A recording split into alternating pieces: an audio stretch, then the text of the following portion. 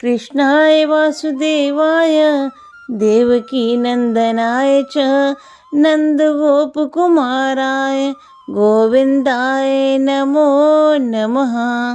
आप सभी को मेरा प्रणाम। आज मैं आपको भीष्म पितामह और अम्बा की कथा सुनाने जा रही हूँ।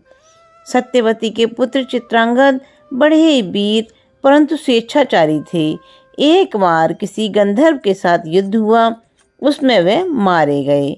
उनके कोई पुत्र नहीं था, इसलिए उनके छोटे भाई विचित्रवीर्य हस्तिनापुर की राजगद्दी पर बैठे। विचित्रवीर्य की आयु उस समय बहुत छोटी थी, इस कारण उनके बालिग होने तक राजकाज भीष्म को ही संभालना पड़ा। जब विचित्रवीर्य विवाह के योग्य हुए तो भीष्म को उनके विवाह की चिंता हुई। उन्हें खबर लगी कि काशीराज की कन्याओं का स्वयंवर होने वाला है।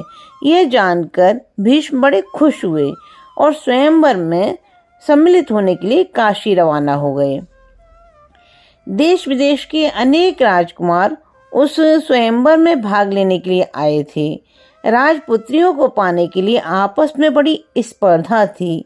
क्षत्रियों में भीष्म की प्रतिज्ञा की प्रतिष्ठा अद्वितीय थी।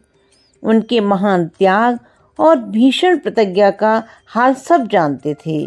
इसलिए जब वे स्वयंवर मंडप में प्रविष्ट हुए तो राजकुमारों ने सोचा कि वह सिर्फ स्वयंवर देखने के लिए आए होंगे, परंतु जब स्वयंवर में सम्मिलित होने वालों में भीष्म ने भी अपना नाम दिया तो अन्य कुमारों को निराश होना पड़ा। उनको क्या पता था कि दृढ़व्रती भीष्म अपने लिए नहीं वरन अपने भाई के लिए स्वयंवर में सम्मिलित हुए हैं। सभा में खलबली मच गई। चारों ओर से भीष्म पर फप्तियां कसी जाने लगीं।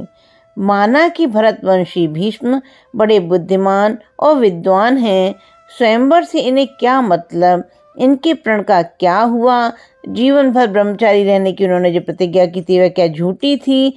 इस भांति सब राजकुमारों ने भीष्म की हंसी उड़ाई।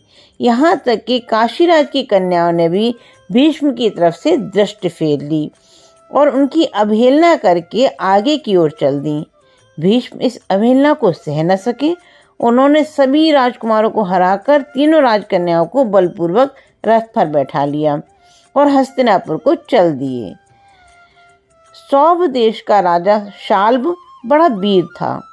काशीराज की सबसे बड़ी कन्या अम्बा उस पर अनुरक्त थी और उसको मन ही मन अपना पति मान चुकी थी। शाल्ब ने भीष्म के रथ का पीछा किया